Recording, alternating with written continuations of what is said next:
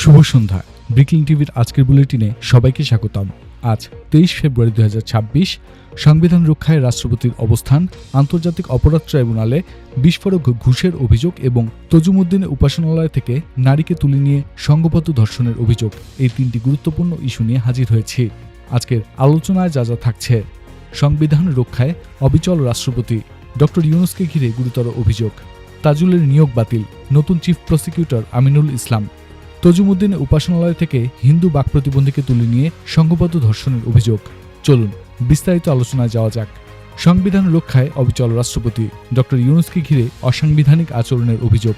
টানা 1.5 বছরের অস্থির রাজনৈতিক প্রেক্ষাপটে রাষ্ট্রপতি মোহাম্মদ শাহাবুদ্দিন একটি জাতীয় দৈনিকে দেওয়া সাক্ষাৎকারে একাধিক গুরুতর অভিযোগ উত্থাপন করেছেন। তার বক্তব্য অনুযায়ী, অন্তর্বর্তী সরকারের প্রধান উপদেষ্টা ডক্টর ইউনূস সংবিধান সম্মত প্রক্রিয়া অনুসরণ না করে একাধিক সিদ্ধান্ত নিয়েছেন। বিদেশ সফর শেষে তাকে অবহিত করা হয়নি বহুবার। গুরুত্বপূর্ণ আন্তর্জাতিক চুক্তি সম্পর্কেও তাকে অন্ধকারে রাখা হয়েছে। 1.5 বছরে 133টি অধ্যাদেশ জারি করা হয়েছে, যেগুলোর বিষয়ে রাষ্ট্রপতির সঙ্গে পর্যাপ্ত সমন্বয় করা হয়নি বলেও দাবি করা হয়েছে। এছাড়া অন্তর্বর্তী সরকারের ভেতর থেকে তাকে অপসারণের একটি প্রস্তাব গিয়েছিল বলেও তিনি জানান। একজন সাবেক প্রধান বিচারপতিকে রাষ্ট্রপতির পদে বসানোর অনানুষ্ঠানিক উদ্যোগ নেওয়া হয়েছিল বলে সাক্ষাৎকারে উল্লেখ করা হয়। 22 অক্টোবর বঙ্গভবন ঘেরাওয়ের ঘটনাকেও রাষ্ট্রপতি পরিকল্পিত অস্থিরতা হিসেবে আখ্যা দেন। তার দাবি, সে সময় পর্যাপ্ত নিরাপত্তা সহায়তা তিনি পাননি।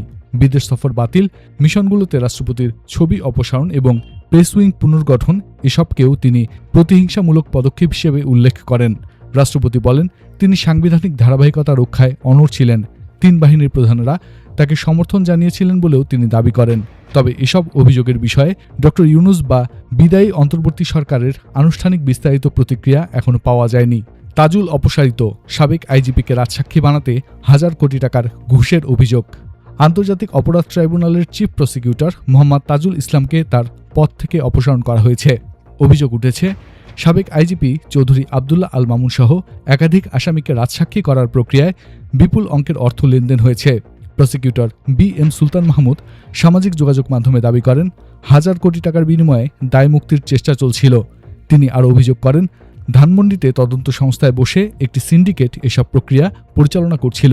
আশুলিয়ায় লাশ পোড়ানোর মামলায় এক আসামির পরিবারের সদস্যের ভারী ব্যাগ নিয়ে প্রসিকিউটরের কক্ষে প্রবেশের ঘটনা উল্লেখ করা হয়। ভিডিও প্রমাণ থাকা সত্ত্বেও কিছু অভিযুক্তকে সাক্ষী করা হয়েছে, এমন অভিযোগও সামনে আসে। কিছু মামলার বিচার প্রক্রিয়া ইচ্ছাকৃতভাবে দীর্ঘায়িত করা হয়েছে বলেও দাবি করা হয়েছে। এসব অভিযোগ প্রকাশ্যে আসার পর ট্রাইব্যুনালের ভাবমূর্তি রক্ষার স্বার্থে তাজুল ইসলামকে অপসারণের সিদ্ধান্ত নেওয়া হয়েছে বলে সংশ্লিষ্ট সূত্র জানায়। তবে অভিযোগগুলো এখনও বিচারিকভাবে প্রমাণিত হয়নি এবং সংশ্লিষ্টদের পূর্ণাঙ্গ বক্তব্য প্রকাশিত হয়নি। তজুমুদ্দিনের উপাসনালয় থেকে হিন্দু বাক প্রতিবন্ধী নারীকে তুলে নিয়ে সংঘবদ্ধ ধর্ষণের অভিযোগ। ভোলার তজুমুদ্দিনে ধর্মীয় অনুষ্ঠানে অংশ নিতে গিয়ে এক হিন্দু বাক প্রতিবন্ধী নারী সংঘবদ্ধ ধর্ষণের শিকার হয়েছে বলে অভিযোগ উঠেছে। ঘটনাটি ঘটে আড়ালিয়া গ্রামে শ্রী শ্রী অনিল বাবাজির তিরোধান উৎসব চলাকালে। অভিযোগ অনুযায়ী রাত 9টার দিকে কয়েকজন ব্যক্তি তাকে প্রলোভন দেখিয়ে অটোরিকশায় তুলে নেয়। পরে নির্জন স্থানে গিয়ে তাকে নির্যাতন করা হয়। ভোরে স্থানীয়রা তাকে গুরুতর আহত অবস্থায় উদ্ধার করে হাসপাতালে পাঠায়। পরবর্তীতে উন্নত চিকিৎসার জন্য ভোলা সদর হাসপাতালে স্থানান্তর করা হয়েছে।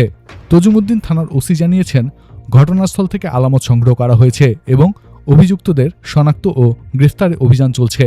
সংখ্যালঘু অধিকার কর্মীরা ঘটনাটিকে ধর্মীয় নিরাপত্তার প্রশ্ন হিসেবে দেখছেন এবং দ্রুত বিচার দাবি করেছেন।